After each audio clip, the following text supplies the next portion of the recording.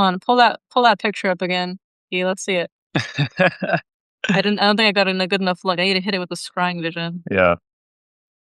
Have you seen this place physically, Dr. Finn? I have seen this. Yeah, it's a house in West Philly where I used to live before I came down here to Tejas to study conjure in person, right? It's a big old house. They have huge signs, like big vinyl signs. And then they also have like at least one van that has it like, somebody should if you're looking at it, read the exact quote for the people, for posterity, because it's excellent.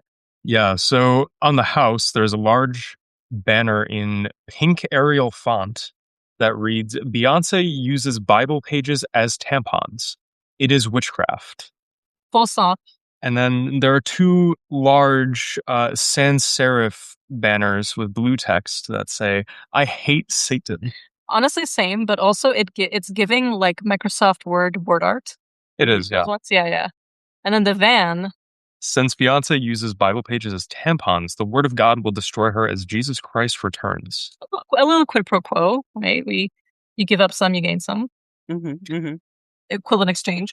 My thing about this is just like, don't come at me with your traditional craft, clutterbuck, any of these weird lineages until if you don't live this truth, you have no witchcraft in you. Yeah. I mean, traditional craft is just a cipher nowadays for anything British. Yeah. That's published in limited quantities. Yeah. So I will take this any day. I love it. Okay, so what would you bury at this house? Ooh. I would... Any psalm working physical remains. Because, it will keep functioning until Christ returns to personally end Beyonce's use of Bible verses as tampons. Well, they tampons are good for bullet holes, right? Yeah. Maybe that's what it's for. Maybe it's the Bible verse that's, sealing up your wound. You initiate it by shooting a bullet into the moon, and now you're curing using some good old-fashioned Tampons. Yeah.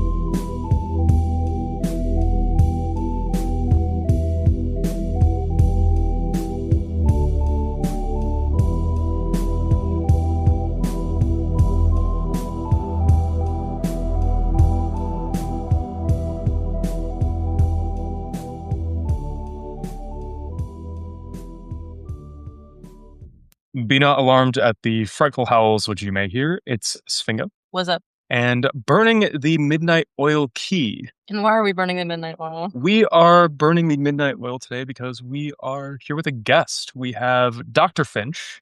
The illustrious, the beautiful, the tantalizing, the conjurer extraordinaire. Very happy to have you on.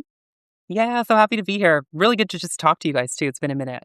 I know, yeah, it's been a second, but we're a little bit like passing ships, I think, with our schedules and apprenticeships and commitments. So it's fun to finally sit down and actually have a good chat. Yeah, most definitely. And if you want to have a good chat with us, check us out on patreon.com/The Frightful Howls. We have a bonus episode every month curated by and just for our patrons in the form of a Q&A. Ask us anything. Sometimes too many things. Yeah. Sometimes things that are very, people message us and I was like, are you really going to answer that? The answer is yes. We got a Discord server. Come hang out with us. We chat magic, cute pets, plants, herbalism, fun things. We have somebody who just made a bunch of point and click oracles using the Gospel of Lots of Mary, one of our recent episodes, as well as every bee key that was in the show and more. So you can divine your own key for your own little Magistellus, if you will, in the form of a little owl man. Yeah, it's so good. Shoutouts to you for making that web tool. Yes, indeed. We also got a monthly live occult book club where we discuss a text of your choosing, show notes for every episode, and a whole tier of monthly group spell work from us on your behalf. And while you are digging around on the internet, remember to give us a like, rating, and review on Spotify, iTunes, or wherever you might be listening to us. It helps us fight the demiurge of the algorithm. I recently met with a client who said that the demiurge of the algorithm was finally subjugated, like his stupid lion face got punched in, and his little servant body got tied up into knots. because they discovered us through YouTube of all things. Oh, what? Yeah, it was the Pentacles episode. Thanks. So I was like, okay, it's working, guys. We'll charge the Goku beam more. Yeah. For those of you listening to us on like Podbay, shout out to Shout the out to three of you. real pod bay heads out here. We appreciate you.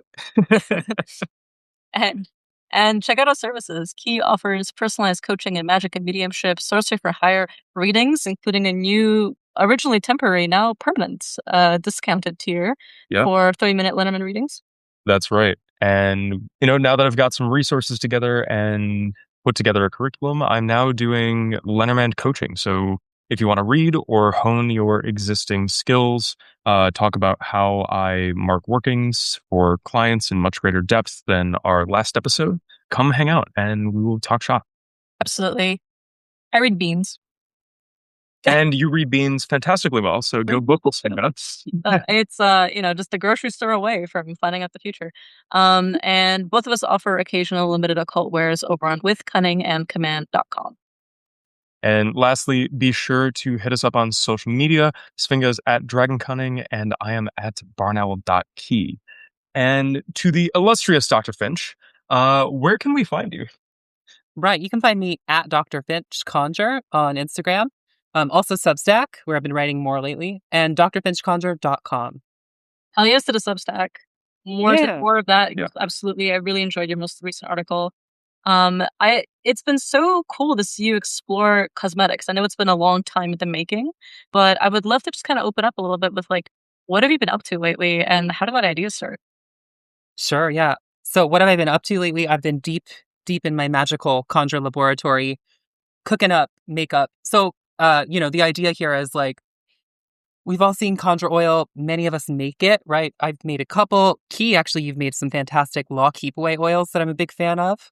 Oh, thank you. Yeah, conjure oil has kind of become like the ubiquitous product, right? But so if we can have magic inside an oil, if that can be a carrier for our spell work, our prayer, our spirit packs, all that stuff, why can't it also be put in makeup, right? And I'm somebody who wears a lot of makeup. I was, for years, like buying commercial products and adding little bits of conjured oils to it. And then I decided, what if I just kind of formulate it from the ground up? So I can have like natural botanical stuff in there. I can have all the different conjure products in there and cook it from the beginning with magic inside, right? I think that the idea goes back actually to, one of the VGS, the Veritas Genii Symposium appearances that I made where I was hanging with Svinga. And I was presenting about the Rose of Jericho. Such a good class. Yeah. And it was one that I've encouraged people to get the recording of many times on this show because it was really hugely, hugely helpful in contextualizing kind of my own work with that plant. And still, that one from your workshop, I work it every week and it's been amazing. I love to hear that because, the way I've been taught is like, you work with one thing, one object over time, and it accrues this kind of like beautiful detritus of time, becomes more and more powerful, right? So that's perfect. Yeah. But anyway, the Rose of Jericho, if you don't know, it's this beguiling plant that it enters like a state of true like near death, basically, can say like suspended animation. And then it actually, if you get a good one, it will actually reanimate, right? So, and people for a long time said that they didn't live, that it actually that it was kind of like a false life. And then more recent kind of plant biological research has proven that it does actually photosynthesize. Right. And that's a good way to kind of test are you reviving a dead plant or does it actually become green? Does it actually, produce some life? But I found then that like there are all of these, whether it's like shampoo, there's a lot of like Asian kind of face serums that use this plant to kind of give you a perpetual youth effect. And that kind of piqued my interest of like, okay, maybe some of these things that we're conjuring, we're putting on candles, we could actually put on ourselves. So it's been a huge undertaking to actually learn some fundamental cosmetic chemistry, some things that I thought would be a lot easier, honestly, than they actually are. But I'm proud to say that I have several formulas out already. I've got a lipstick, I've got hair and beard oil for the people who have those kind of things. Although everybody has hair, most people, and even if you don't, it will still moisturize your beautiful, smooth scalp. I've got some clear nail polish. Make it pliable now as a surface. Shine it up, call the devils into it. But yeah, it's cool. And a lot more things are going to be coming out this year. I'm kind of dropping one formula every month as a powder, as so like a conjure powder that's also like a hair and body setting powder. And like unique products, like again, like nail polish in the case of Kiss Me Quick, which is like a very old actually kind of Victorian era love formula that we use in Conjure. I have that as a lipstick, etc. Check it out. It's all at my website. Yeah. Yeah, that's great. I love, love, love bringing older conjure formulas that are actually like well documented and established into present practice. I think a lot of commercial food these days has become very regurgitated of Mhm. like other people's sources and, building off of other recipes and stuff like that. So I think anyone going through the labor of love that is going into old druggist manuals and pharmacy catalogs and any sort of magazines from like the Chicago scene to find these old recipes and even adapt them, like you are using, not just creating something out of whole cloth, but also innovating on the tradition as you know it and kind of building it out in that way is a really wonderful thing. And how Yeah. many people like will put a little crown of success on their hat brim or something, right? Like the idea that like the Rose of Jericho, which will continually revive its literal life, it's like green essence on your skin, so that even if your makeup smears and you've had a long day or you've been partying all night, like the youth and the glow and the beauty and the charm of it still revives and keeps you going. Like I think that's something that's so just fun. And or I thought a lot about like I've never worn makeup in my whole life, and only recently that I start like playing a little bit with like just some things, like not nothing crazy necessarily, but just more like partying a lot of sweat happens, and I kind of want to make sure that I'm looking somewhat put together at the end of a rave. And it's been interesting to just be like, wow, like the little oral charms I just do over setting spray. Mhm. Like it's been really interesting as a way to kind of think about what are all the magica, like the materia itself, like those into these products, and if you can make them biosustainable, if you can make them charm from beginning to end, if you can add that beautiful alchemical resonance into it, like what a beautiful gift that you've offered our community. Aw, thanks. Yeah, I'm excited also about what you're saying here about like checking out the old stuff and kind of breathing some new life into it, but keeping it traditional. We often, in my lineage of conjure root work, we often talk about jazz as like an analog, right? A way to understand what conjure as like, certainly it's just like jazz, it's a Black American tradition. It's also a very syncretic tradition, right? It's Mhm. not a pure African sorcery by any means, right? There are some cats in Africa right now who are doing magic that is very powerful, and they look at us as, people who do hoodoo, people who do conjure, and they think, what are you doing, right? Because it's mixed with all of these different things that really are it's that dream of the American melting pot that totally didn't happen in mass Yeah. culture, really did happen in the kind of counterculture of conjure, right? But so if you think about jazz as like a tradition, a repertoire, a musical tradition that has a repertoire of standards, right? So many, many jazz artists are going to perform the same tunes, the same songs, as their ancestors did. It is a way of kind of waking up that ancestral connection, but they're going to do it in their own way. That's really the kind of thing I'm trying to do with this makeup. So, Yeah, yeah, absolutely. And I love that, you were writing in your Substack as well as just like, this has always been a part of the history. Like, mm, it's never been so divided into just like, here's juju, like, here's magic, and then here's everything else. Like, it was always interchangeable because it had to be financially. Even looking at like old catalogs and things, like Key and I were looking through like quite a few things recently, and we were just like, yeah, how many times have I been to an herbaria that's like, it literally sells the pharmaceutical implements, but then also has candles. Like Yeah. it's servicing a community. And I think what you mentioned about the melting pot is so interesting because it happens in the counterculture because it has to, right? Like these are people who are stuck together by oppression and mm, by circumstance and by financial impoverishment, by a system designed to keep them down. And so, of course, they collaborate. And of course, they cross pollinate. And sometimes, magic will steal, Yeah. magic will appropriate, like sorcery will take what works and run with it. But then it survives because it works. Like I always think about initiations I have in my own culture, like Serbian oral charming and different kinds of witchcraft that I practice. And like they didn't have to reinvent itself because it never went away. And one of the reasons it didn't go away was because people kept what worked. Yeah. And so in some ways, like with things that maybe worked less or maybe were idiosyncratic to one person just because they were the only one with a pact and they never passed that pact down or that spirit wasn't willing to work with other people until maybe some time in the future where they will again, it continued, right? Or it didn't continue based on those kinds of things. So I think a lot about what it is to make things like this again. And just that, we are so in love with Aphrodite here and all things Venus and thinking a lot about Venus's production. Mhm. Like, what is it that every part of that process, from branding to fonts to colors to what music you were probably playing in the background when you were making your lipsticks. All of that goes into the core kind of vitalizing power of it. Oh, absolutely. Absolutely. Yeah, there's certainly Venusian mysteries there to be explored, as far as like all the different kind of perfumed oils and all the different like really ancient roots here of cosmetics and Mhm. beautification. There's also something that, the process of transforming a face or a self with even with fragrance too, which I'm also making perfumes here. It's a witchy thing, right? It's a Yeah. magical process in and of itself, even if it's just something you bought at the drugstore. You know what I'm Totally. saying? The Yeah, Watchers taught it that's directly what to I us. was going to get into Yeah. that. Exactly. Yeah. You go back to like Enoch, right? Some of the Mm, Apocrypha here, right? mm, What is it? Metallurgy, herbalism, cosmetics. It's one of the things yeah. that's taught, specifically stibnite back then, right? So the coal, like the mineral coals, Yeah. Yep. the ancient kind of eyeliners that were made. Yeah. Absolutely. Our colleague and friend Jay Hamad actually gave an amazing presentation at British Genie last year. Yeah. I really want to see it. I wasn't there. I got to catch the recording of that. Yeah, yeah. Yeah. It was phenomenal. It was a great examination of the evil eye. And specifically, cudgel and coal were a major part of this, where they were saying how it's not just that it protects your eye from the evil eye, it protects other people from you giving it.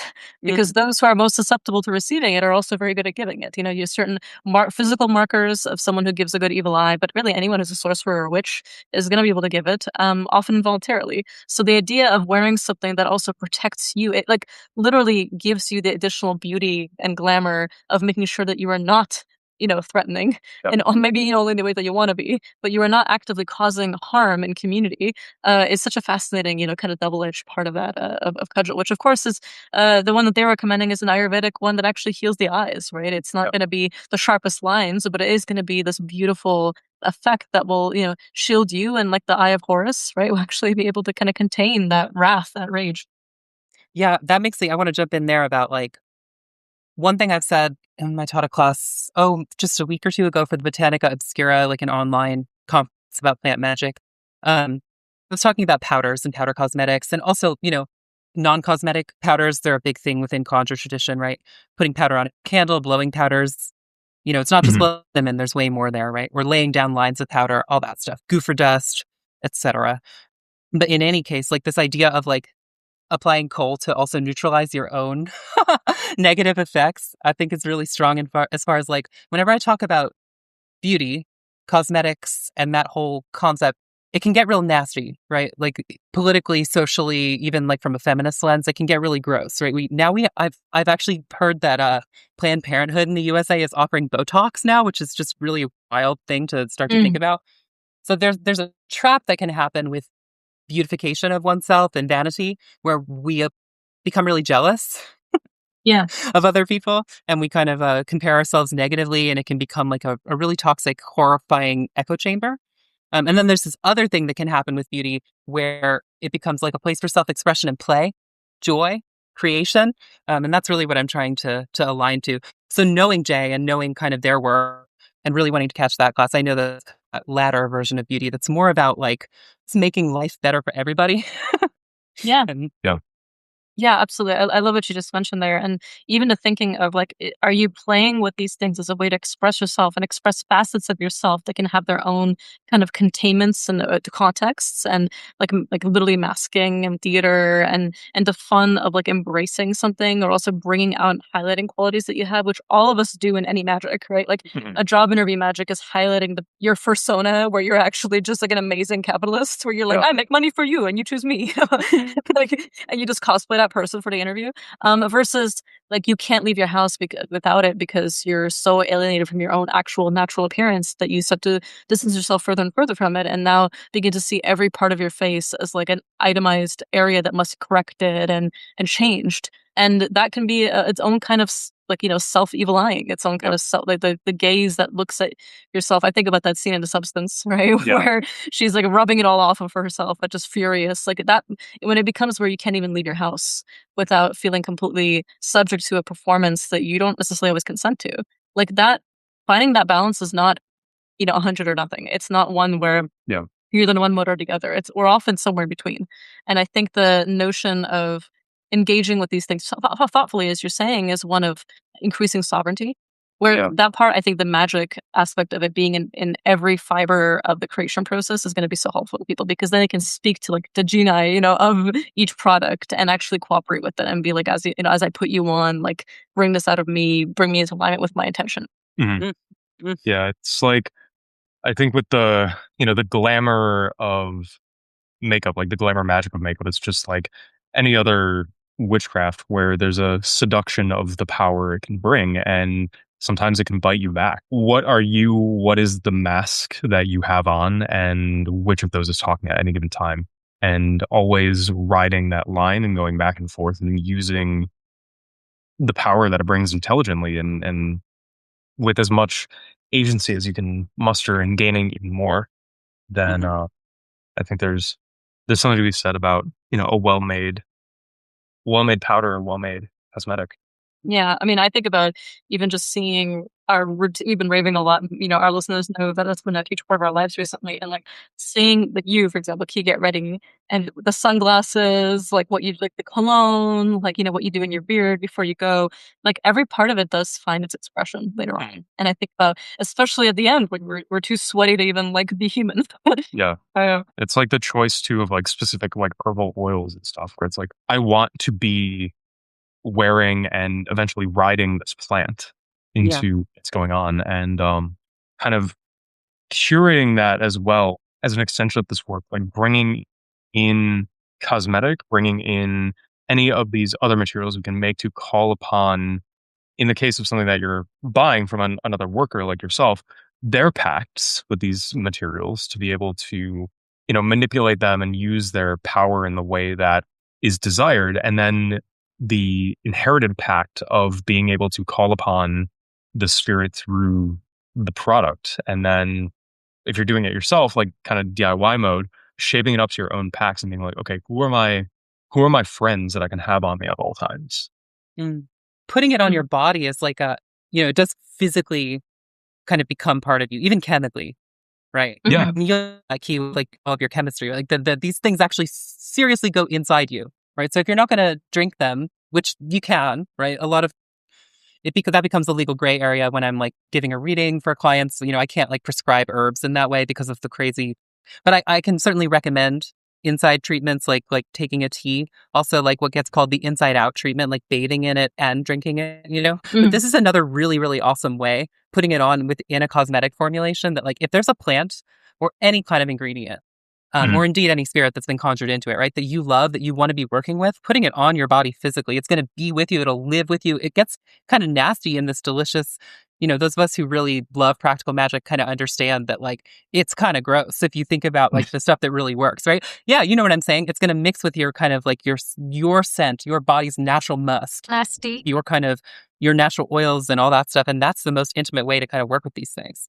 So, yeah. Like the freaking out friends of the show and colleagues alike by tasting every piece of magic that I haven't made but intend to use.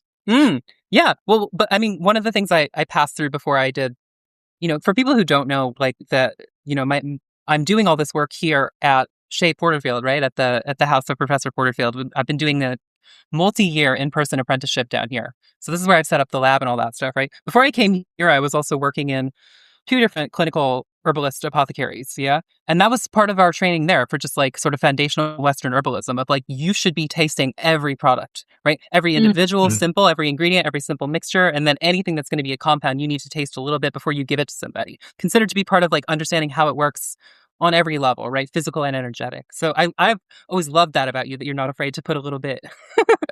Your weird powder that has like 121 different animals in it, give that to me right now. We were making a powder once with Expedite together, and like the formula was already approved ahead of time by divination.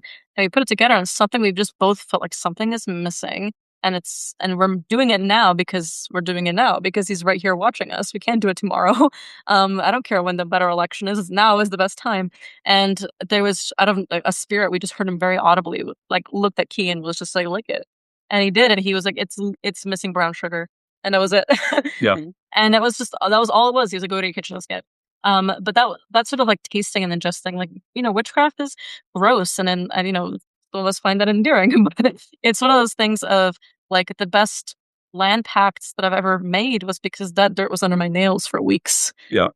Like it was, I remember what it was like to sleep on that bed of dirt, at night and stuff like that. I know what it was like to come back there in spirit form and roll around in it and wake up still smelling like grass.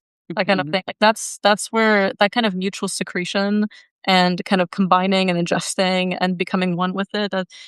Your spit, your sexual fluid, your everything, and right in its holes, and it puts things into your orifices, and like that exchange is where the power occurs, really.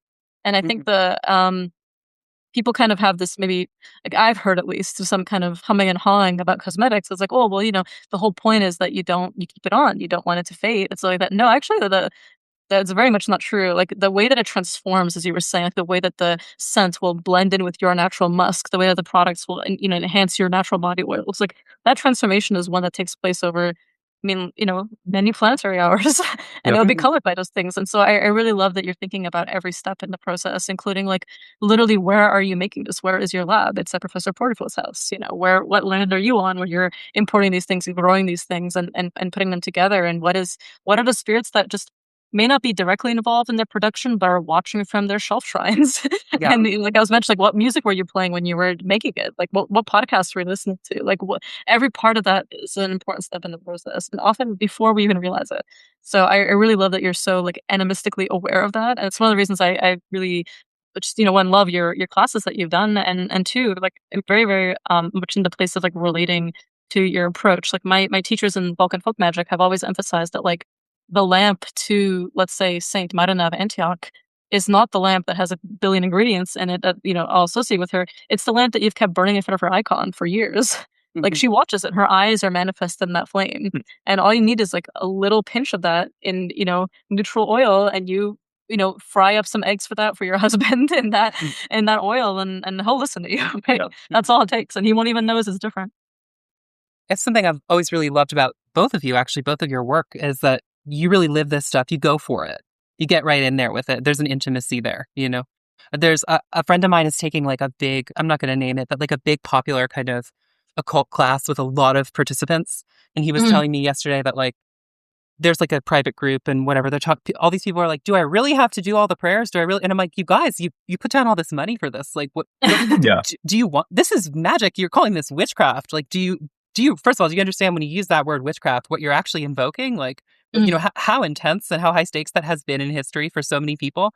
And then second of all, like you signed up for a course about magic and you're not going to do like, if you want this, you got to give something, right? Both of you always do that, right? You really live this stuff.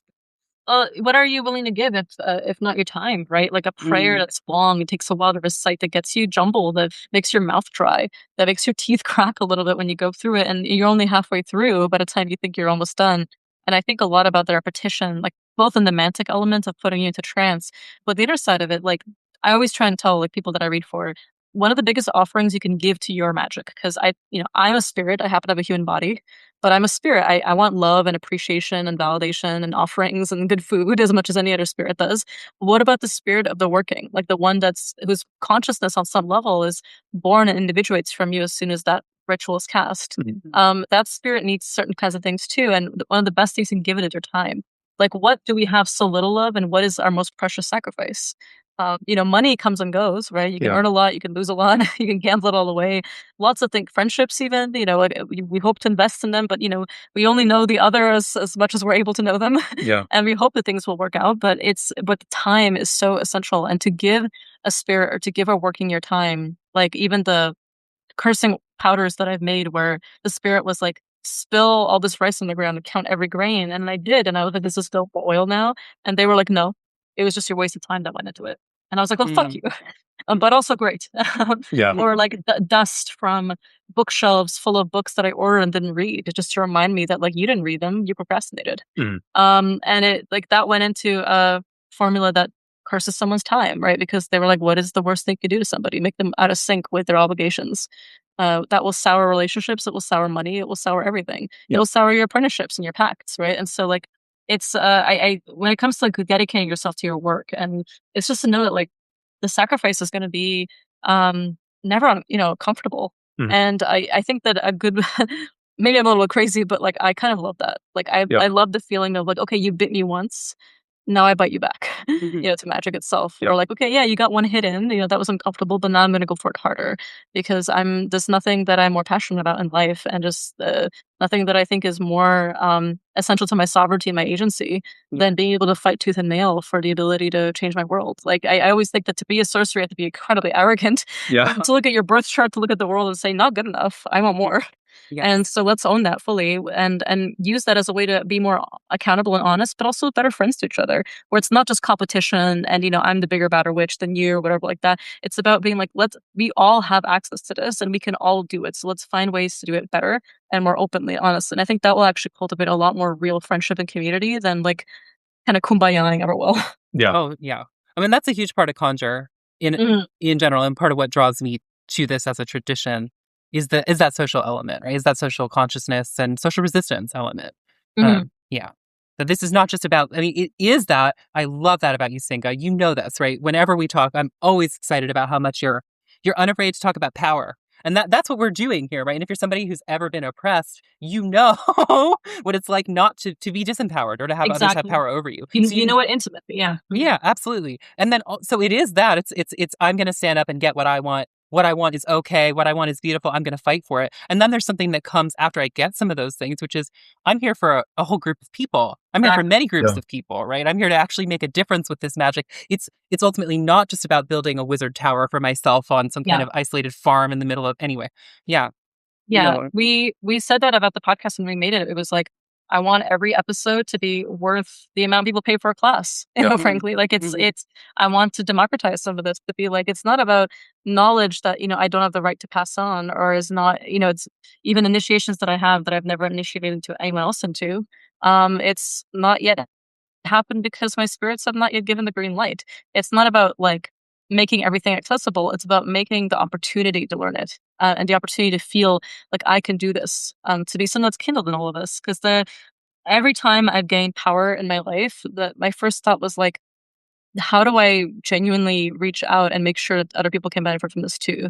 Because I know what it's like to be alone, and I know what it's like to deal with societal oppressions, and I know exactly what it's like to deal with a lot of the loneliness that even being a magician brings. Mhm. Even among other magicians and other witches, Mhm. I one of my as I'm often reminded by one of my witchcraft mentors and teachers, a witch is alone among other witches always. And we all of us have a unique scar that is our name, that is the specific way that we traded away certain things for the power that we have. And so how do we at least create opportunities for dialogue? We don't have to understand each other, but what we can do is create opportunities for each other to lift up our voices. And so that's one thing that I appreciate about conjure so much as a tradition. I think most folk magics in the world in some ways have to have that spirit of it, because it's arose out of people who didn't have the power in ordinary human hegemony.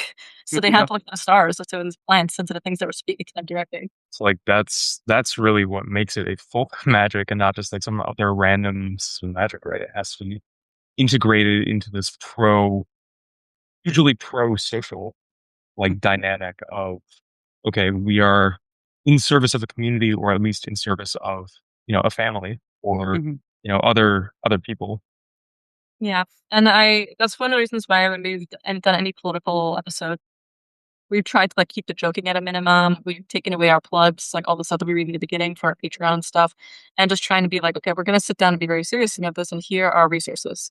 Mhm. Here's what you can do right now. And Key was giving out his Lost Stay Away oil for free to anyone who would send him proof that they donated to a bail fund Mhm. for anyone living with ice recently. And it was just shipping, every bottle free basically for a little bit, just to be like, if you need it, come get it.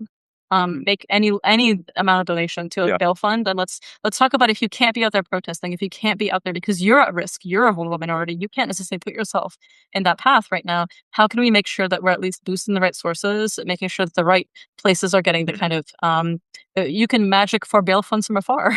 Yeah. You can kind of enchant for specific lawyers, you can enchant for specific people's cases from afar. Even just a little bit of extra prayer and a communal shrine for everyone currently being having the fucking boot of the fascists, on their necks right now. Yeah. How do we just at least rise up together on some level and not just immediately? I think the biggest glamour that could be played on us to tell us you can't do anything. Yeah. Well, they're really trying, and a lot of people are falling for that glamour, and so Mhm. it's important to continually push back. Yeah, I will say, like, one thing I've been doing because having all these materials here and doing all these like much more like making a lipstick that performs or a nail polish that performs is way more complicated than just making a, on a chemical level than making a conjure oil, right? But one Yeah. of the luxuries that it affords me, and being here in this place where there's so much magic like day in and day out, right? We get to see somebody, I live with my teacher has been doing this for more than 30 years, and it's still like, it's funny to watch kind of the new witches or the new workers, whatever your tradition is, coming up, right? And trying to get their clients, and then living with somebody who's just like very quietly has this like incredible stable of regulars and new people who are coming from, it's just like very humbling in that way. But one of the benefits of it is I have a ton of materia in this house, right? So when things started to get really, really bad with ice, I started, and I'm still doing this, that every order from my shop, whatever you ordered, it is getting like a free pouch of just like these are not cosmetic powders, or they're not made into like that fancy thing. They're just like raw spell powders, right? Of anti-ice materials. I have like a lock keep away one, a home invisibility one, and one that's specifically about kind of like striking back against what they're doing, because it's secret police. I mean, this is ridiculous. It's not even the law, right? I had to actually change some of the formulae because what they're doing is completely illegal. So to hit them, we can't just use the things that we use against like when the law is abused. Yeah. But those are still shipping out, right? And I love and applaud and think it's really, really wonderful what you have done, giving away those materials and helping people get it. Because you're right, everybody who conjures against this stuff does make a difference. Yeah. That's the thing about that first law keep away oil. Like, the most recent thing I put in the shop is like a second, more aggressive, toothier version of it because of the, evolving needs of the everything going on. But the original one was like the main ingredient of that oil isn't actually the herbal substances inside of it. It's the donations that everyone has made. It's the collective thrust of the successes of that oil being used that goes into it. Like there's certain things that I've done to it and put into there that make it so that it's like any time that it's employed, you have an army of other people rallying behind you. It follows the pretty traditional formulas, but still there's like the loads in there for collective use, pro-social use, like, evolving to meet the needs and learn, like as in somewhat intelligent oil, like learning from its use cases in other people, being like, oh, let's adapt, let's develop, and I'll wake up with dreams sometimes of like that thing in my hand being like, put this in me. And that's I'm like, an excellent sign right there. Yeah, if you're waking up for a dream about it, that's awesome. No, that's great. I mean, because then what you're doing is you're taking what we're talking about, right? The idea that, look, the old slogans are still so true, right? The people united will never be divided, right? Yes, we can. Si se puede, right? Like we can do this if we come together, right? And I love and that's what they want to tell us we can't do. They really desperately want to, isolate us, get us doom scrolling, get us comparing ourselves to everybody else and feeling poor and feeling despondent. Yeah. So I love that you've put that actually in there, right? Into the work itself. That's excellent. I mean, I remember watching Key make one of those oils, and like every time I was taking a break, like he was reading like old CAA manuals of how to like destroy leftists, like with like infighting and all those other kinds of things, and like how to. It's that old adage of like, well, have them bicker with each other so they can't unite together on the basis of their oppression. And crabs in a bucket, right? That's what they say. Yeah. Yeah. And so what is it for us to like, no, out of whatever magical tradition you practice, whether you practice at all, like just by having this, you are practicing magic. It's like even just on the client customer basis, you are still engaging with magic at some level, and it'll start speaking to you at some point and giving you feelings that maybe go beyond what we as makers intended for it to be. Like I always say, like when it comes to making things for sale, because like I put out limited charms every now and then, like besides the usual caveats and kind of protections of like, this work cannot be used against me and it cannot be used against any other version of work that I make, beyond that stuff, like go with it. Like go with it. You may not have the pact that I use to make it, but you will have a pact with the item, with the charm itself. And it will start talking to you and it will do things for you uniquely in your ecosystem of spirits and ancestry that will not do for you or other people. So take it and make it your own, and use it in a way that empowers you, and well, more than empowers you, it gives you power. Not just a subjective feeling of power, but like a feeling that like I will be okay even if I'm down to my last dollar. Like my luck will come around. And I think that I love talking to you always about luck, and luck as this actual, not just property of magic, but as this like vital horse, as its own intelligence, as this thing that's mercurial and shifty and seductive and interesting, but also like incredibly fickle. And we harness her, we play with her, we hope to have her on our side, and we hope to keep her there. And like, what is that even in how we present ourselves, even in making sure that like how we transmit our very our very lore about ourselves, the stories we tell about ourselves, as well as about the things that we do through her prism, is something that, I don't know, it's always really fascinating to me. And it's been a huge part of my work in Balkan folk magic, because so much of our concern and so much of what we think about in across the systems that I'm trained in is less like the way that you learn it is the way that it is, because one village down the road will do it completely differently. So I'm never intimidated by somebody doing things differently from the same part of the world that I'm from. It just makes me excited to be like, oh my god, this is awesome. I see how that would work for you. But it's more about being able to kind of harness and play with and have fun, like have genuine joy and fun in the subversion of expectations and in engaging with the very things that people who are looking to keep you down would never expect you to have access to. Mm-hmm. Yeah, I want to talk about luck. I want to go back to, well, first of all, let me say that's what regionalism totally a part of conjure, right? So when you talk about like village to village, it's different. That that kind of tradition is alive and well here in the American South, 100%. And to the point that people will sometimes fight over it, which I think is quite silly, but it's actually really beautiful. Like, it's one of the cool things about whenever I travel to teach classes and meet people who are doing it just slightly differently. We're all kind of, if you're really in this work and you really love this work, you're always kind of looking over and being like, oh, okay, taking some notes. Maybe I'll do that, right? Yeah. And nerding out together, yeah. Nerding out together, right? Adapting and always influencing each other. Yeah. There was something you brought up I wanted to talk about real quick, and then we should totally go into luck because it's a huge thing that's always evolving.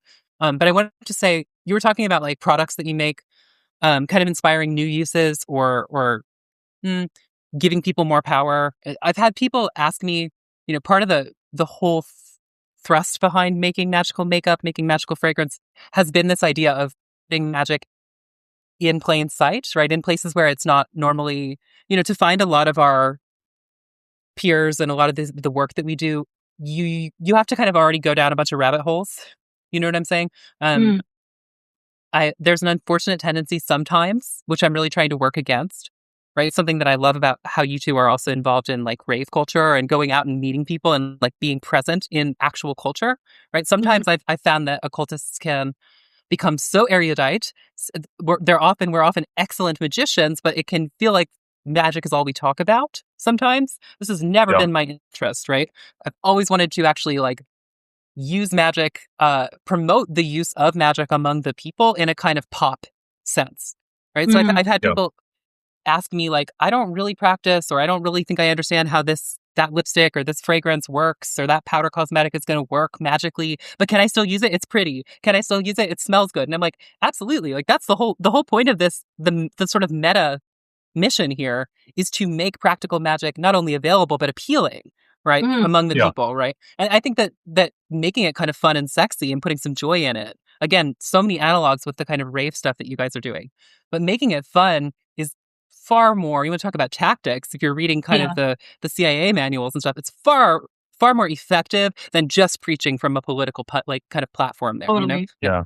Like one of the law keepaway powders, like playing the audio of the testimony of the trial of Derek Chauvin, where like all the other police officers are testifying against him, such that as you're like spilling the grains into the powder, like all of that is going in there, like everything will turn against you. Yeah, like if you dare make a move on the person who wears this, like you will have an international scandal that will be known across cultures and countries, and you will, like, your police chief will turn against you. It's just like just jujuing that into the oral charming, just to kind of get some teeth into it. Like, yeah, it's got to be fun, and I'm an academic, I'm a scholar, but I've always, I'm very meta aware of the actual colonial legacy of academia. And one thing that I've thought a lot about with my projects and wanting to interview people as knowledge holders, who are prized for their wisdom, regardless of whether or not they ever publish. We always kind of tend to, in academia, privilege the written word, but like oral lineages and giving and highlighting like the wisdom of spirit interlocutors to need their own ethics reviews and permissions to be interviewed independently of their mounts and everything like that. Like, how And to talk about things, to be like, this is not just about, as you were saying, building a wizard tower and locking yourselves up and being like, well, here I am being grumpy and holier than thou and more red than thou and stuff like that. Like, great, we live in an era where you can, far be it for me to promote Jeff Bezos, but you could Amazon Prime yourself a grimoire that someone else translated into your native language overnight. So like, magic is already very democratized in ways it never was before. At least on like even like the kind of more kind of like high magic results and stuff like that. So what I'm thinking of is like, let's bring it to the actual everyday life. Like, I'm not shy to say that, like, we've mentioned Raven quite a bit, and not just to talk about like our lives, but to be like, this has been a place where we found magic. We found incredible community. We found incredible experiences on the dance floor and stuff like that, where you've seen spirits crowd the DJ booth when there's no one in there. We've seen spirits like come, like, in just one warehouse location that is like, that building is like really, really close with Keys specifically, way more than it is with me. And so like, he will just have crazy things happen to him there. Well, he will just he'll get free fans, free VIP bracelets, free everything, gold jewelry, like literally like all sorts of fun things. Like, we'll just find him, as well as like cool experiences. And that's, and he'll leave a little cigarette on the floor and get a shot at the bar and explode on the floor for the spirits. And like, that's one of those things of like making sure that whatever it is for you, that your magic is not just another hobby or another intellectual enterprise that you feel a lot of guilt about not engaging with when you're tired. And that it becomes another chore or becomes another thing that now you have this immense intellectual pressure to like, I have to do it and I have to be amazing at it or else it's not worth it. We already live in this world in which every hobby has to become like financially soluble for us to be worth it. Like, capitalism wise, like everything has to be productive in the capital P sense. And so it's so easy that even spirituality can become this thing that we are trained to by our hegemonic structures to commodify in ourselves. Like, we participate in that, let's talk about an evil eye that you're gazing upon yourself with. So how can you making it fun is as I agree with you 100%, Dr. Finch, like, it is the ultimate antidote to that, because it's like, no, its worthiness to engage with is that it makes me happy. Yeah. And I think too, on like a practical level, when you're, if you're a professional reader, a professional worker and seeing clients, how will you know how to help them if you've not been in similar situations in your own life? Like, totally, you have to have, a well-rounded experience of people problems to be able to help people with people problems. Or, you have to have work problems if you want to help people with work problems and that sort of thing. So I think like, there's that quote that the wizard tower is very lonely. Yeah. Sorry, not to harp on this too much, but like, I could never buy a boss fix product from somebody who's never had to fix their boss. Like, it's simple. It's as simple as that. And for me, like, the idea is like, no, you've something of your blood, sweat, and tears of having to know the desperation of this went into this. Like, law keep away stuff, like, what it's like to have to deal with the law. And if not you directly in like your own personal life, your friends or your family or somebody in your community, even just what it's like to have to look over your shoulder. And so for that, I really do think that the essence of it is, how do you make sure that you've lived a full life, like as a magician, like you've lived a life where you are, nothing about your hobbies and your interests is something that you would sneer or look down upon or think as a frivolous. Like, we're not shy about our love of anime and manga on this show. And all sorts of things, all the cons we've won to and all the cosplay we've done. And like, it really, like, people might like, be like, aren't you supposed to be like an academic? Aren't you supposed to be like, no, fuck you. I am myself. And to quote our good friend, Vanessa Irena of Sword and Scythe and her Substack, which is excellent. It's so great. Like, magic is cringe. Embrace it. Like, don't be scared of the cringe.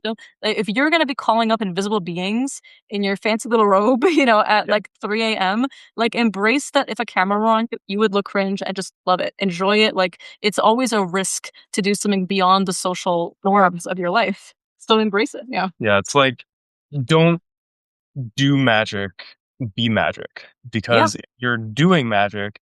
Then that becomes the only thing that you do when you go crazy. If you are magic, everything that you're doing becomes enchanted. Everything that you are doing that brings you joy, happiness, friendship, community, all the good shit in life, that is an offering to your magic. Like you were saying earlier, Swinger, where it's like, I'm a spirit too. I need to give my spirit offerings. And what do we do when we want our spirits to be strong, work for us really fucking hard? Give them offerings. Give them time. Give yourself the gift of fun. Yeah, it's like, it's like, how do you, in addition to like spirit power, it's like, how do you build personal power? Yeah, what do your oppressors want more than for you to not only be disempowered, but for you to not even have fun? Like, you can't even have the luxury of joy anymore. Like, and we participate in harming that in ourselves. Like, I think a lot about my friends who have children, very young kids, who are so fucking sensitive, and I think about how you lose that as you grow up sometimes. Yeah. Like, what is the animist gaze is a gaze of childlike wonder. Yeah. So there's a couple things I just feel like Yeah. I'm physically vibrating right now. Like, I'm very, very excited about what you guys are saying. So a couple things I want to kind of hold up is that, like, yeah, coming from a point of view here that's really grounded within this lineage that I've been so lucky to be invited into, that is like so much a part of my world, right? So one of the key moments within the history of, I mean, just Black American history in general, and then certainly also the way that Hoodoo and Conjure interact with that stuff, is going to be the civil rights movement, right? So, and which we're seeing a legal, like a legislative repeal, right? They're trying on so many levels, right? And of course, like racial civil rights, also, kind of gender equality. They're really trying to like roll all that back. One of the things that happened during that time that's very much, we could say, rarer or more difficult right now is physical gathering. Okay, and not just for protest, but for enjoyment, like getting together and dancing. Okay, if you look at my products, if you look at the way I style myself, obviously I'm very into like goth subculture, right? You can also see that, like, okay, these are like fine fragrances. I'm holding one of my bottles right now of perfume, but there's a lot of punk rock influence in all this stuff, right? That's where I grew up, right? Yeah. That's a very populist kind of counterculture there, right? But you guys are talking about raving. I also have a lot of love for that culture. But Yeah. look at some of the elements that are happening here. You guys have seen that film Sinners, right? Yeah. Okay, so a great movie, right? It's been winning all these awards. It was a huge deal at the box office. Really exciting for those of us who are in the life of rootwork, because, there is a conjure woman character prominently on screen. Pretty rare thing to have happen. And notice how much people on a popular level responded to that film, right? Yeah. But there's also a juke joint. You guys know what a juke joint is, right? So for people who are listening and don't know, so we're talking about like an often illegal. Listen to, if you know about raves, if you're a raver in any way, first of all, Polar, peace, love, unity, respect forever. But look at the parallels here between a juke joint and a rave, right? Okay, so it's held in maybe like a disused industrial space, maybe just like a shack on the edge of town. It might get shut down by the cops. People are gathering to play music for each other that is largely rhythmic. There is a performer, like a DJ or like somebody playing blues guitar back in the day. And again, if you don't know what I'm talking about, go see Sinners and you'll see what I mean. Because there's a beautiful scene in there where actually ancestors manifest, right? Like physically and visually spirits manifest on this kind of dance floor in this juke joint. So when you two are talking about going to raves and having these experiences of encountering spirits there, and you're also talking about how like it's great to do magic, but you also have to have fun. What I'm trying to say is that fun, social resistance, people power, people coming together, dancing to drums together at night in the dark in somewhat illegal spaces. This is a really, really classic African magical form. And I understand that is not the only thing that Hoodoo does, and not the only thing that Hoodoo, brings forward. That's certainly not the only thing that's present in raving. And raving has sometimes been co-opted, and may all of that just like die and burn in horrible flames. But may the true spirit of partying together to drums in the night and having a good time, and then being there for each other in the morning and doing the spells, the activism for each other, may that live on. Yeah. Absolutely. I think about it so much, even with like the Black origins of house music and techno. Yeah, Chicago, right? Chicago and Detroit, right? Yeah. And just thinking about like, what is it to have Black people of, of various queer identities being able to come forward and dance, like when no one is watching, and just for each other, and to create community spaces through the flow of experimentation and of fun in this way. And I think a lot of rave culture, and as you're mentioning, gets deeply co-opted and commercialized by these bigger collectives and by these new kind of ways to just turn it into another form of clubbing, as opposed to like, what is it to just have to clean up at a warehouse at the end of the day when we're all sweating, the lights come on?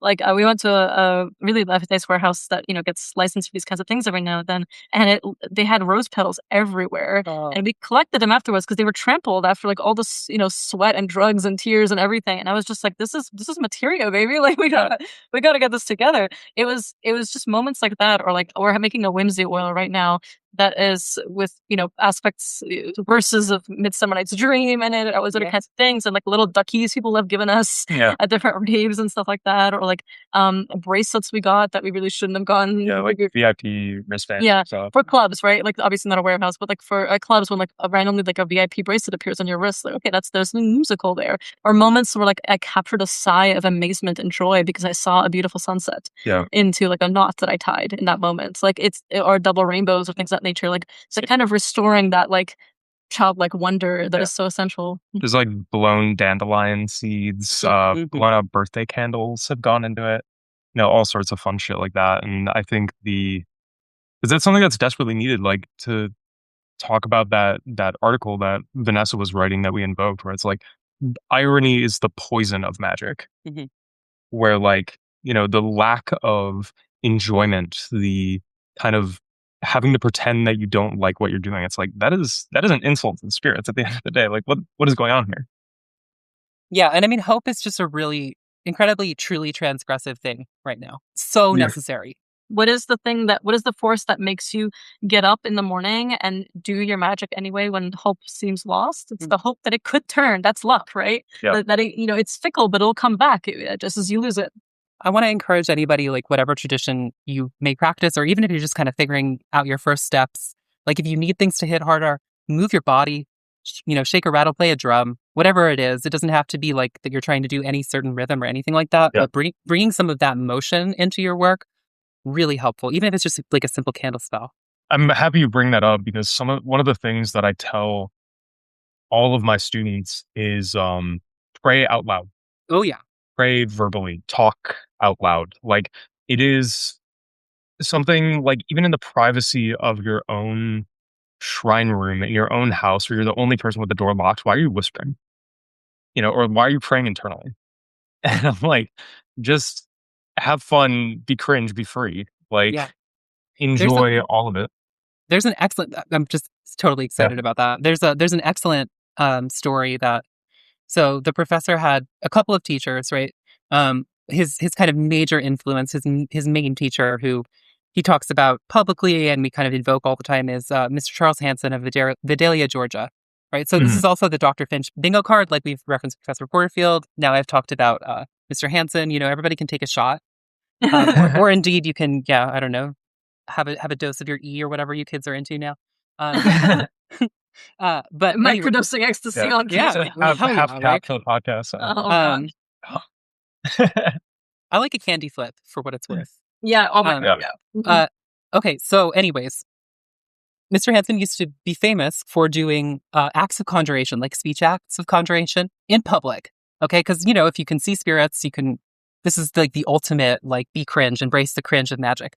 So if you have abilities that other people don't, you can see spirits and they're around in public. And there are also just kind of people who are maybe not aware of that stuff, right? This is my teacher's was famous for kind of just, having, a lot of us use canes in conjure. I have my cane with me right now, right? This is not really hard to understand if you know about a magician's wand. This is the way that we can carry a wand in public, right?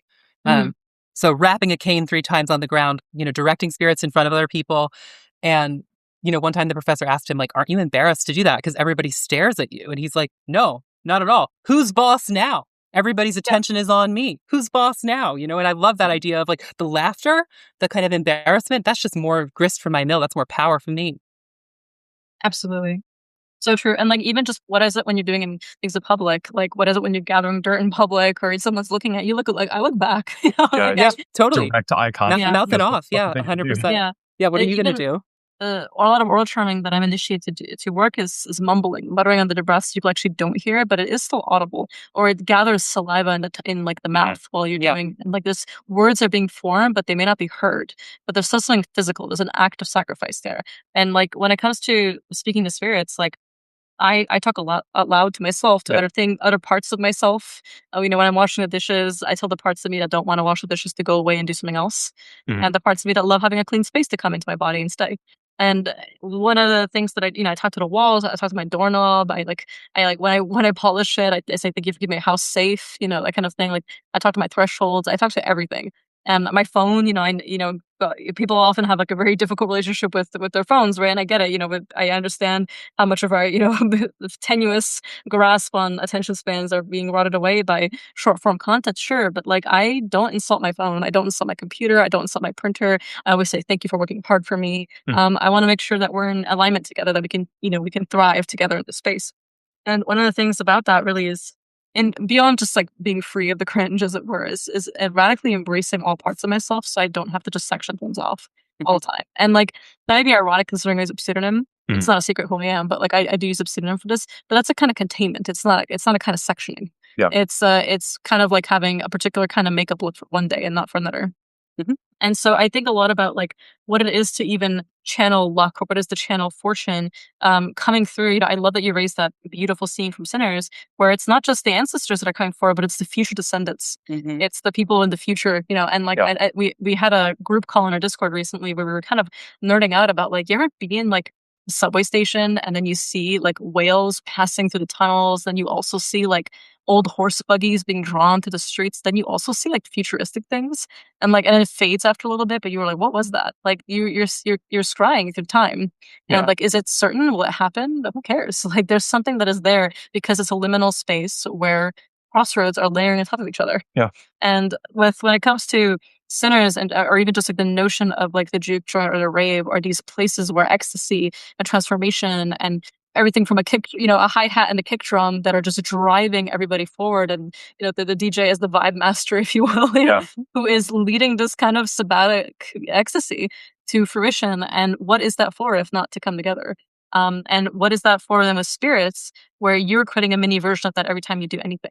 And whether it's your kitchen magic, or whether it's like a full-on ceremony, or whether you're just making something, or like I just need this to work right now. I don't have much, but I have this in my spice cabinet. Like I love always the notion of, if you need something quickly, tell your spirits, using only material I have in my house right now, with things I could gather in a 2-mile radius. Like, what can I make? And make it work as hard and as good as something that maybe it took way longer to make, because the immediacy is an ingredient. And the desperation is an ingredient, and my grit and my tenacity and my unwillingness to give up is an ingredient. My unwillingness to take no for an answer right now is an ingredient, and just see what comes up. Yeah, absolutely. When you're seeing those whales and the buggies and all that stuff in the subway, there's something there that I can really tie back to luck, because we're talking about the road, right? I mean, you even said crossroads, right? So I will say that like the way most people interact with conjurers is at a very sort of surface level of like buying a product, putting an oil on a candle, but road opener is one of the classic sort of formulae. And to start to understand that there's actually an entire body of not just road opening, but like road maintenance, workings and ways to think about the path that we walk, the paths that other people are walking, putting down, like, this also gets into foot track magic, which is a very clear West African retention that we have in this tradition, right? But the idea of the road as a place where luck and fortune can meet us, where we can be met by good luck kind of more easily. It's very difficult. So the way I've been taught is that luck is a quanta, right? It's like we talk about your luck checkbook. Like, are you up or down, right? Are you in the black or are you in the red with luck, right? So there's this idea that like we can use luck to affect, essentially any kind of change in the universe, and it will also potentiate any other kind of magic that we do, right? But it wants to flow. So it's like air or water in that sense. And one of the places that, I'm often luckiest when I'm touring, right? Like I tour around to give classes and workshops and do like reading events at stores and these kinds of things, right? I find that when I leave my house, not that my house is unlucky, and there are lots of different things I do to keep roads of luck flowing to the house here, but I can be maybe twice as lucky when I'm in motion, right? So I think that there's something really rich there, really important, that's worth kind of holding up about the road itself and ways to kind of bring that freshness. Yeah, I think that aspect of movement being intrinsically tied to luck really reminds me of these gambling terms that I make, like the mercury inside the nutmeg. Because what is mercury if not ever flowing? It's always moving, it's always active, it's always grabbing onto and changing and amalgamating and drawing in as a substance. So you wrap that up in, a nutmeg, which is just inherently like a lucky plant. It's kind of nice. It smells good when you have it on you all the time. But you keep that always flowing in that container, and then that is how you get the luck. It's, what do you do to use it? You shake it, get the mercury moving, and then, okay, luck has come, fortune has come. because we are now ever moving as this ever flowing substances.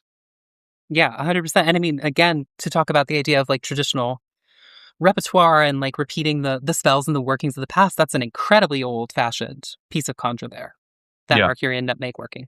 Yeah. And that's one of the things that I really love is like my own conjure knowledge is very old school, but it's also very Chicago. So when I talk to people who are from New Orleans or, yourself down in like the Southwest or, anyone from New York, I'm like, okay, all of the landmarks are here. All of the highlights are here, but this is different. Like to use that metaphor, it's like some of the standards are there, but the repertoire is a little different. Yeah, it's it's the same chord changes if we're talking about Yeah. like a jazz sheet, right? Same chord changes, but we play it a little different here. Or the way we do slide Yeah. guitar is different here in this region. Yeah, totally.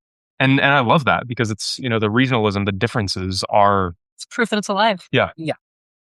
Yeah, that's what makes me so excited when I talk to other people from different parts of the Balkans is like, and I see that they read beans differently, or they have entire like one person that I knew from Bosnia like reads beans with like a chronic verse attached to every single combination that you could possibly have, and like that's not how I learned it, but it's so beautiful. And you can just see like how that history was passed on from one falajara to another. And like I think a lot about how, or even the stories that like originally bean divination was something that the daughter of the Prophet Muhammad, Fatima, actually invented. And that she originally knew an 82 bean version that when she was caught giving a reading to her, handmaid, her like maidservant, like she covered with the hem of her dress half of it. And was like, it's just a game. We're just playing a game here.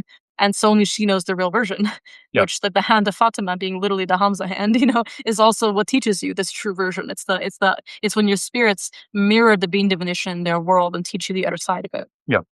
And like it's beautiful. It's gorgeous. I love that it's different. It makes sense that it's different. It has to be. Like, how could it not be when it's oral? But it's oral. We're not like worshiping a cosplay or pretending to be people from before. We're living the flame of it now, according to the circumstances we now have it in. So whether it's the juke joy or the rave, or whether it's, as you were saying, like traveling for conferences and then being on the road, but making sure there's always that luck flowing into your hands, that the very risk that you take of moving outside your comfort zone, of outside the place where you are safest and the place where you are most like at home, because you could be in your pajamas and stuff like that. For those of us who go out and do conferences, it's like we're taking that risk and we're meeting it head on, and we're letting new things surprise us and enchant us and fuel us and empower us along the way that we can come back to our laboratories with. And that's where, luck is most, movable in places where there is chance. It's not as steady. It's not as simple as just like your ordinary routine. Mm-hmm. Yeah, certainly it wants to flow. It wants to flow. When you talk about this idea of attaching like Quranic verses to bean divination, it reminded me of have you guys heard that old story about the soldier who had the deck of cards and do you know what I'm talking about here? Yeah. So, because I mean, for me, my primary divination is playing card reading, right? Again, Yeah. very much within my lineage here. And the primary sort of religious, I guess we could say like religious overlay or religious interaction that Texas Conjure has is Protestant Christianity, right? Yeah. And so, and that's also like you were saying, Key, that's different than, that's a little more like Chicago Conjure, but it's quite different than like New Orleans Conjure, which has a lot more Catholic influence, right? Yeah. But there's this really awesome story. It's there's a version of it in Professor Porterfield's Deck of Spells book, which is where I think a lot of the kind of current generation might have read it, but it's been going around for a very, very long time, where there's this soldier. Because oftentimes soldiers would have playing cards, right? There's this soldier who's in like some kind of Protestant church. You know what I mean? Think about like wooden pews, like a little more minimalistic down here in the South, right? The preacher's talking about Bible verses, and instead of pulling out a Bible, he pulls out a deck of cards. And another thing is, if you're not Southern or you haven't been around this culture, a deck of cards is seen as like a symbol of sin. Right? Seen as like a symbol of gambling. Again, this idea of kind of alterity or counterculture, or what gets called kind of the demi-monde, right? But so he pulls out this deck of cards and he's looking at it, and the preacher sort of like calls him out, and he's like, "What are you doing? Like, have you strayed from the ways of the Lord?" And he gives this like beautiful, I won't read the whole thing, but I did pull it up here. He gives this like beautiful story about like, no, you don't understand. Like, I couldn't always have a Bible with me when I was in the field, and we were able to have this deck of cards. And this is also inherently an object that's about luck, right? Because anything we use for gambling, right? Like a lot of our luck oils or luck formula will have dice in there. We can also do lots of things with specific playing cards, particularly the suit of diamonds, right? Diamonds. Yeah. But he says, when I see an ace, if it please your honor, it reminds me there's only one God. And when I look upon a 2 or a 3 in the card deck, this puts me in mind of the Father and the Son, right? And so, a 4, remembrance of the 4 evangelists, Matthew, Mark, Luke, and John. And this is, not to say, when I talk about Christian stuff, some people can get kind of squirmy because we've had a lot of from the 80s onward here in the US, we've had a lot of really, really unfaithful readings of the Bible. And we can even see that with the sitting president right now and stuff. But these are more complicated histories, and there's a lot of kind of folk empowerment with a lot of these kind of Christian traditions here. And also the way that I work is I don't change those references within my work, but I'm certainly not trying to convert anybody religiously. I know that when we do things like recite scripture over oils or over pieces of work, we are invoking those Christian powers. We're also invoking folk saints, folk spirits like John the Conqueror, ancestral spirits, different kinds of African powers that come through in this kind of masking sense. But yeah, I love that idea that obviously the deck of playing cards has nothing to do with Holy Writ, right? With biblical revelation. Yeah. Nothing at all. Right, however sincere you are or not as a Christian believer, and for me it varies all the time, it's similar to this idea of somebody who's reading beans in Bosnia, not originally a Muslim area, right? And obviously that tradition of bean reading, if you really look at it kind of ethnographically, historically, did not originate from Fatima, and yet it did. We can't refute these kind of etymologies, right? We can't refute these histories. We know it came from Kazakhstan and Mongolia, as pebble divination initially, that made its way into Balkans that way. It's why you see it in certain countries and non-Slavic speaking countries. But the notion of it too is that it's become its own. I had the brief privilege of studying with a Mongolian shaman to kind of learn how the original pebble divination worked. And it's fascinating. It's deeply tied with the Chinese zodiac. It's deeply tied with certain Tibetan forms of Buddhism. There's changing lines like I Ching that come into play where you'll subtract even further beans until everything is 1 or 2. It's a gorgeous practice, and it's very complicated and very layered. And you wouldn't even take certain clients on or certain questions on if the hour that rules by the animal that is opposing to you and the client both and the question is a leadership. These are not things that I actually use in my practice to this day, and it's not something that I learned because I felt like my own practice was missing something, in the way that hoodoo is not missing something by not being only African. Yeah. It's truly an interest in seeing where things come from. But for me, it's not I don't need to start reading chronic verses into my pebbomancy, but I appreciate so much that exists, and I know some aspects of it. But that would require a lifetime of enculturation that I just don't have. I read it in a very Orthodox way. Mm-hmm. And Orthodox Christianity is a huge part of my practice. But that also is because it's not only ancestral, but it's the living fabric of the way things are. I meet all the time people who are kind of mourning and wishing that there was some kind of continued paganism, because Slavic paganism is something that was never written down. We don't really have it's a lot of fake lore. It's a lot of bad sources. It's a lot of trying to make everything as Ukrainian or Russian as possible, ironically, in places that never really had some of the same deities or, are not going to be Western Slavic, for example. The Balkans is this weird hodgepodge of Thracian and Greek and Illyrian and, all the way back to Vincian culture, with Lipinski Beard and stuff like that. We have so many sources, and Roman as well, Slavic migration coming down from, modern day Ukraine. And it's all of that and more. And Anatolian hunter-gatherers rolled in there many years ago. So it's one of those things that it's not to try and make it look at the text or the original version of whatever that was. It's to see how things are preserved because they're living. Mm-hmm. So my mentors may not say Perun out loud, but Elijah the Thunderer, the prophet Elijah, who is one of our primary, saints and is definitely Perun, but also is not. It has to be him. It can't be somebody else. Yeah. And we still give bowls to this day, in parts of Serbia and parts of Macedonia, Bulgaria and Greece. There are bowl sacrifices to this day to him. And it's very Perun, but it's also very not. People are not going to say Perun out loud, but they're going to continue Perun practices. And so it's what people who are I'm sad there's no neo-paganism that's surviving. It's because they're not willing to look at what is actually there. It's kind of like you were saying, Dr. Finch, if you are squeamish about Christianity, it's okay. You don't have to be Christian, at all. But you have to take serious that this is the language and the framework and the lived experience to people who are keeping that flame alive. Yeah. And so much of like we think so much about necromancy as like dead people and like, you know, ancestors, but what about the actual living exegetes and carriers of that culture that may not just be people who are openly identifying as magicians? Like, I love what you mentioned, you know, earlier in our conversation about like, well, it's not just magic that I want to talk about all the time. I want to talk about life. I want to talk about dancing. I want to talk about video games. I want to talk about all these other things.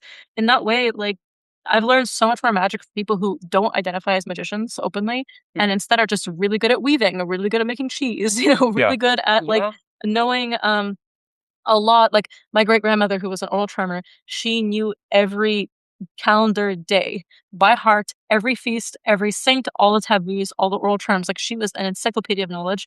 And I only knew her for a brief amount of time when I was still living in Serbia, and she passed after I moved. And so it was one of those things that like her spirit teaches me constantly by making her living children remember things suddenly. And then we talk about it together. My great aunt will suddenly call me on WhatsApp and be like, I just remembered something. Like there was an oral charm that she used for this plant. And we'll talk about it and we'll reminisce on her because, you know, she never had a student that she passed things on to.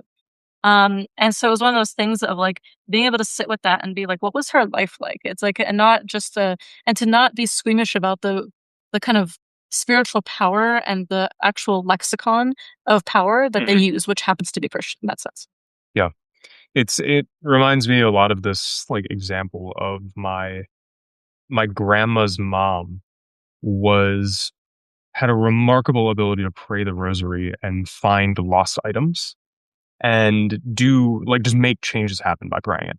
And she was hilarious because she would say, people would ask her for things and she would go, "Oh, let me go rattle the bones for you." And that would be praying the rosary. She was not a magician. She was not a witch. She was not any of that. She was just a pious old Catholic lady. But to us, she's very clearly doing magic. You know? Totally. So it goes back and forth along that spectrum of like at the end of the day, I kind of take the chaos magic approach to it. Which, you know, to get to something about that in a second, but power is power. Like do what you want, do what you can. I think, you know, to speak from that position of like the oppression where a lot of these magics evolve and arise and thrive, you don't exactly have the luxury to pick and choose what works. You just know what works, and you got to do it, and then you can, you know, figure it out from there. One of my favorite, you know, Professor Porterfield is famous for these pithy little sayings that he has, right? And one of my favorite ones is simply, "If it works, it is true." Yeah. Yeah. It's the I can't hear you over the sound of it working. Yeah, totally. Which, you know, back to the point of like, be cringe, be free. Who the fuck am I to tell you you're doing something wrong if you are making miracles with like a birthday candle and like a propeller hat and a lollipop in your hand? Like, yeah, exactly. It's like it doesn't have to look like anything else. It just has to work. I think a lot about that. This is probably a paraphrase, but Chumbly actually of all people. If you call the gods and they come, who am I to, you know, bicker with you? Yeah, exactly. And it's one of those things too of like you were saying, Kia, like people throughout most of human history never had a choice in their religion. Like it was something they were born into. It's something that it's not this individualistic, like it's very like Western, nothing like the individual, you know, very John Locke, you know, the individual and, you know, their sovereign, rational, reasonable, you know, ability to choose what is most convincing and most pleasing to their, you know, natural desires and soul, and, you know, what is most reasonable to them.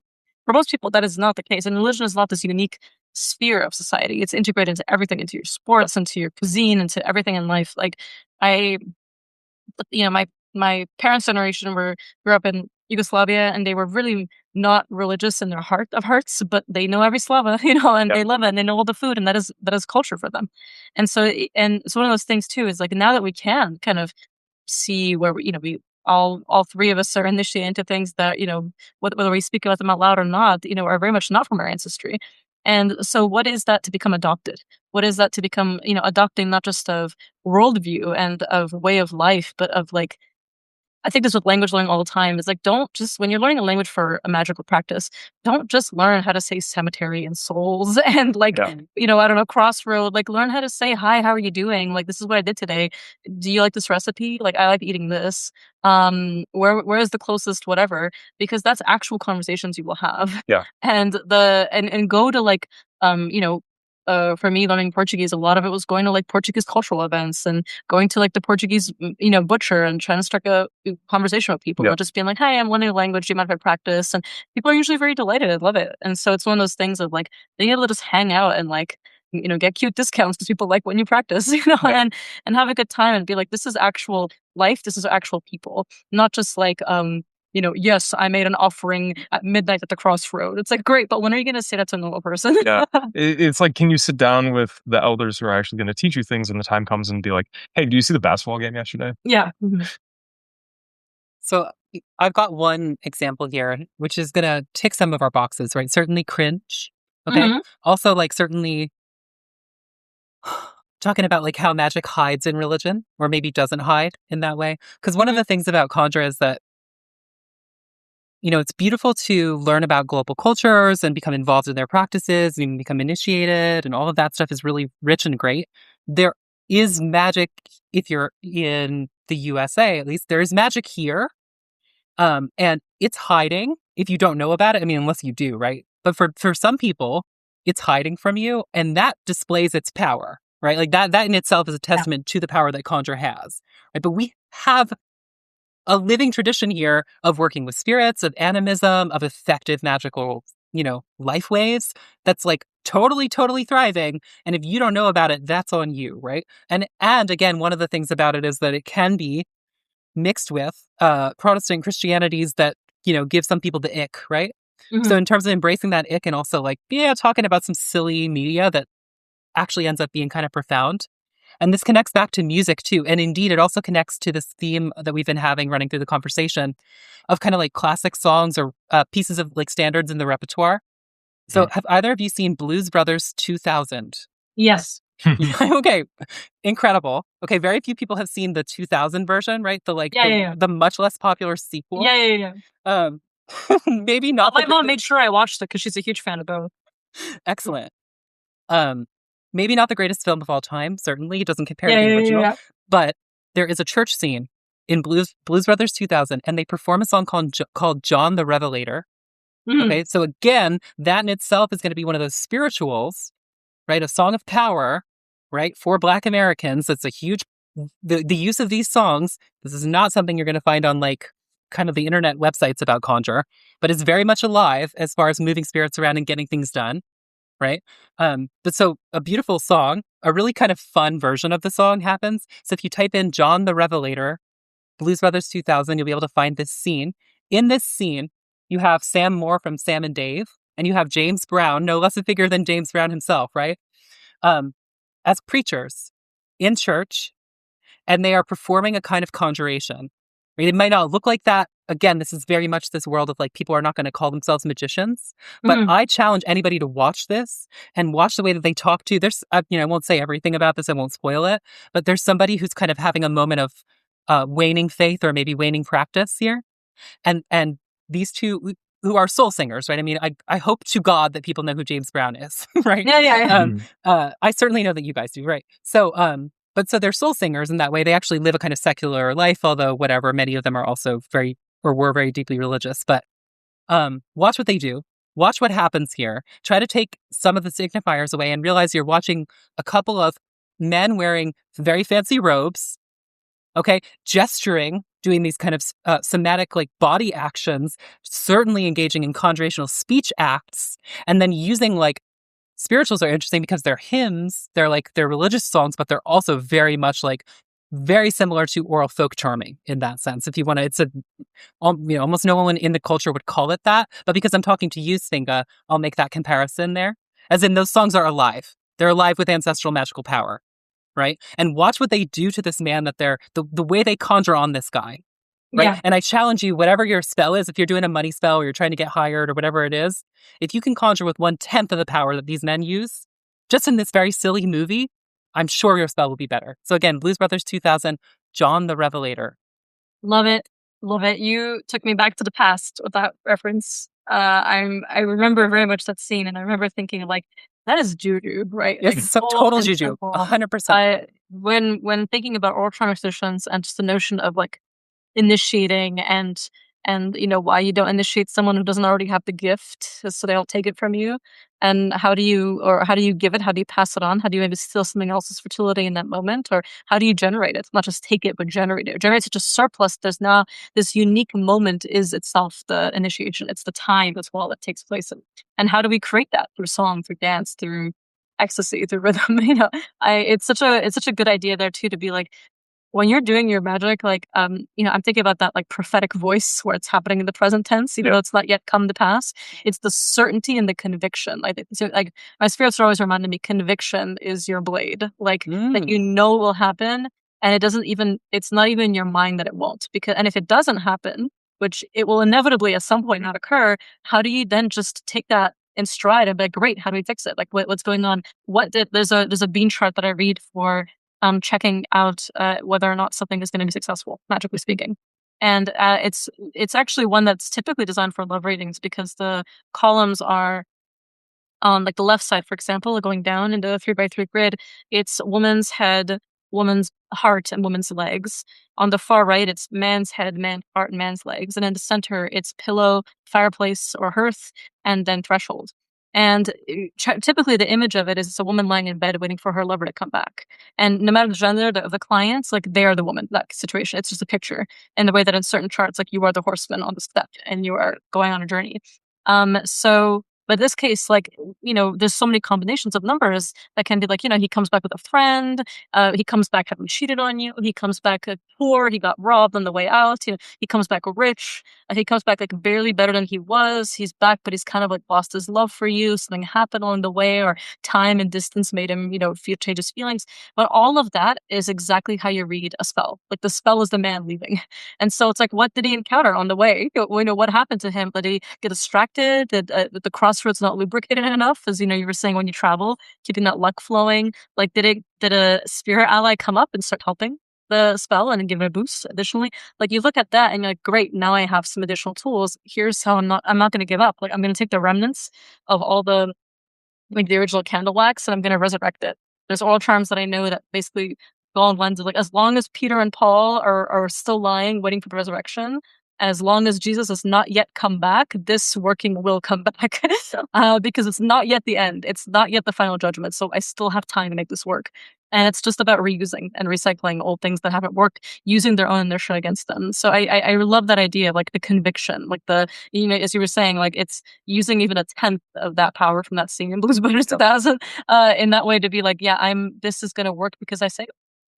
That's part of the thing of a lot of sources, a lot of books, a lot of things like that will have prayers that have genuine power, but rarely will they have how to pray, like how to cultivate the atmosphere in the room, how to cultivate yourself to pray it effectively. And pretty much the first step in any of that is do not doubt that this will work. Yeah. And I think that's part of like the whimsical experience that we keep touching on, where it's like, am I gonna sit and kind of quietly, mumble something and just kind of like throw the ingredients together? Or am I going to light some candles, light some incense, get the whole vibe going, like booming, thundering voice, like I conjure the roots, Or even just the selective whispering into it too, right? And one candle only, but the one tea light from the dollar store, if you will, and it's still just as strong as it's a medley of that. Like I think a lot about the passion that I think is people get so caught up in the anxiety. Or am I doing it right? They forget that like our ancestors did this with a box of matches and a Bible. Like they didn't need more, Or like the worker that only has 13 herbs that they grow in their garden. That's the only 13 herbs they ever use. I would trust that person with my life, like because they know that intimately. They know it when it's growing. They know it when it's propagating. They know it when it's dying. Mm-hmm. And they know every part of that. My mentors in Vulcan witchcraft, like they only know their area. Like they, you can tell them like, what about this? It's a small country, right? But you're like, what about this thing they do in the East? And they're like, I don't know, I'm not from the East, But they'll like, my family is part Hungarian and Croatian as well. So like a lot of Hungarian magic and Vojvodina made its way into Berlin. It's like the ones that I study at least. And so like a lot of that will become a part of it. And like, of course it makes sense, right? Like, but like to me, it's also just the food. It's every aspect of it's what I nourish my spirit with. Like I love hearing, when you talk about your apprenticeship with Professor Porterfield and like lineage and what it is to set your teacher and your teacher's teacher and what it is to kind of be integrated into their actual life, that they're not just somebody you exchange resources with, and hoping that they'll give you teachings, but there's someone whose life you appreciate and whose work you'd want to like be around and help, even if you gained nothing personally from it. It's just because you were welcomed into a lineage. You were welcomed into, like, I recently began a pretty serious course of study with a new teacher that was never something I thought I would study. And he'll be on the podcast soon in time, so you'll get to meet him. But really, it was this thing of being like, I'm going to learn the language. I'm going to learn the cooking, the recipes that you send me, just to be like, make this for your spirits, make this for you, make this for your friends. Like, just eat this and cook this, and know that, like, he'll tell me where something was on Google Maps and be like, that's where that person was who taught me this. And like, and it's very different from there. And you might hear very different things from other people. This is just how I know it in my area code. And that confidence is one that, on one hand, I, as an outsider, am now in some ways initiating into just through contagion. So it's something that I really appreciate, in a sense of like, this has now become an adoptive culture. But on the other hand, it's one that, like, you work hard to integrate. Like, I think about as an immigrant all the time. Like, what was it like for me to lose my accent? It comes back, but I'm tipsy. But like, what was it like for me to my native tongue is now kind of fossilized a little bit. It is just the way that I speak with my parents and relatives. It is not the modern slang. It is not like the kind of verbiage of the day. And immigrant groups often talk about, like, their language becomes this preserved snapshot of time of when they left. And what is it for even the things that I make? Things have changed back home, and my children will maybe never speak the language fluently, and maybe never feel at home there that I do, but they'll at least know it's theirs. And it's a good thing for them to change, for them to take from it what they will. It's not a thing that makes them any lesser able to access it for me. It's just a matter of making sure they'll know that, like, it's still your heritage. And even if it were just something that you adopted into, like, it can still become something that you will cherish and something that you will grow into. And there's things we can do. There's offerings to the lineage that we make all the time through our efforts. And so I love that you're doing that in-person apprenticeship. It's something that I really admire about your approach. And I love that you're able to just actually, like, not only take it and make it your own, but really know the sources in a way only that much in-person contact can teach. Yeah, honestly, it's the way it should be done. Like, it's definitely not easy. But it's so rewarding. And I think about, like, I have one legacy student now, and, like, we're separated by an ocean, actually. And those things are interesting too, because, like, we don't necessarily, the way that I've been taught to, like, kind of screen students and whether or not to accept them, like, I could say no, I have, like, veto power, but I don't really get to choose the yes, if that makes sense. Like, someone has to present signs to me. And this happened, and I was like, okay, you're in England, in her case, right? Since I mentioned her, you can check her out on Instagram. She's Harriet Cummins, at Harriet Cummins Conjure, I believe is what it is right now on Instagram. I follow her. Yeah, she's great. She's soaking it up, right? But was not a relationship I expected to be having. Kind of felt like I was also, like, taking the doctor title. These are things that were kind of commanded to me, right? Like, that were told to me from my teacher of, like, now it's time for you to do this. Like, right now you have to use this title in your public work, and, like, I've recognized you. And also I was like, I'm not ready for this. And he was kind of like, no, it's Dr. Finch now, right? And then similarly with taking a student, he was like, start to look out because somebody might show up, and then all those kind of things happen, right? Can I talk a little bit about so we're talking about Alex, right? Yeah. Yeah. So if he's going to be on, then people can, they can do the beautiful time magic of listening to this and then listening to his interview. I wanted to mention him because, first of all, he's also a personal friend of mine, and somebody who I got to introduce him and the professor, and we all had tacos together. So he's also a Texas-based, I'm not going to give locations away or anything like that, but a Texas-based worker who's so deeply steeped in his tradition.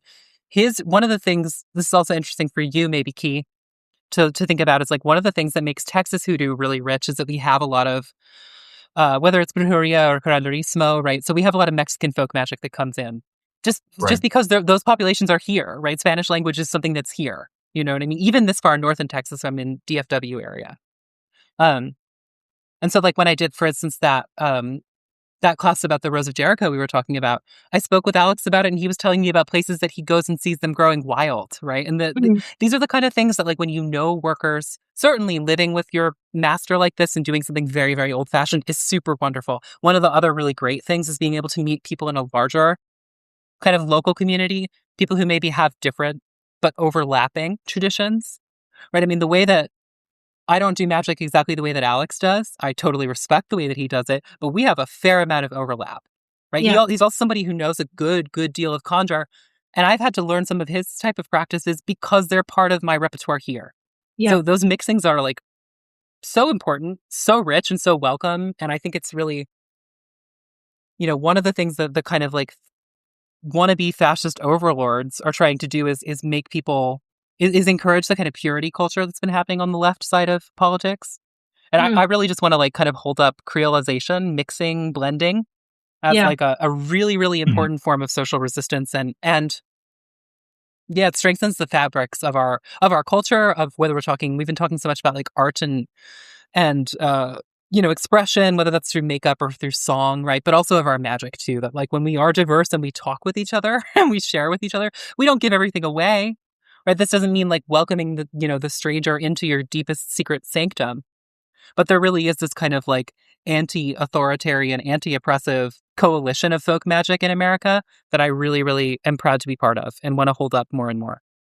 Absolutely. I'm so glad you raised that. And that's part of the thing too, is like, as I was mentioning earlier, like who have I learned a lot of magic from? The people who just make really good goat cheese. The people who really know how to spin fibers and textiles and who know how to use a distaff really well. Like that's when I'll learn things from them a lot more than I'll just learn from people who are overt public occultists. And like we inherently cross pollinate. Like people love the PGM, and that is a testament to creolization. Yeah. That is, you are calling every power that anyone's ever heard of in like Alexandria and shoving it in one prayer. Like, are you kidding me? Like, just hoping, like, shotgun shell wise, that daemon will respond to one of those names. If it doesn't respond to anything else, like, oh fuck, that was my boss that you just said. Okay, now I gotta listen. And like it's like you were saying, if it works, right? Like that's it doesn't mean disrespecting the heritage. I think it's quite the opposite. It's because you notice that it works, because you notice it's bled into the practice that you're learning. You're no longer seeing what you're learning as this hegemon that is pure and comes from this original source, because then there's always a hunger to be what's behind that extra veil, missing the forest for the trees that it's in community. As you're saying in Texas, there's so much, Mexican magic that's there. Like when I'll be on the podcast soon, so I'm excited to introduce him formally then. But Alex, an incredible brujo, incredible hechicero. Like he will teach me so much that's basically root work, as well as like other kinds of things that he's doing, and be like, this is how I did it, this is how my teacher did it, this is how their teacher did it, and then here is the way that I modify that I like. Here's my personal prayer, but here's the originals. Play around with, see what you like, write your own, and see what that is for you where you are. Maybe use this herb sparingly because it doesn't grow where you live, but I'll send you some, and that kind of thing. And I love that so much. And I've been, teaching him some things as well, on my own, just the Vulcan wise. It's been so fun to be like, damn, it's so fucking similar. Like the techniques are so radically similar at times. Like we talked a lot about, for him, San de Cesador, and for me, Haralambos, the exact same saint, exact same iconography, but very different approaches, even if there's a lot of similarities. And like, what is that for us? Like when I celebrated Haralambos' feast this year, I gave him some offerings that literally, like, Alex was like, I don't even know why my elders do this, but they do. Like, this is what they give him. And like, I genuinely don't know the reason why they do it. And I'm like, maybe it's just, it became a fun tradition because of one time. And I'm like, you know what? I'm going to do it just because you said that. And there's no other rhyme or reason to it. And I loved it. So it's like, I think that, but that's what happens when you're like also a practitioner who lives in real community, is that you know how messy and how sticky it is. You know how much misunderstandings will happen. You know how like with eye contact and the same language and with body language, people will still misunderstand you and project things onto you and yield it up to them. We know how sticky it is, but we also know how much we can't help but be influenced. Like I go to one conference and I walk away from it being like, oh, I could do that. I could do this. I could do that. It's exciting. And like, just set your sources, set your inspirations, loud and proud.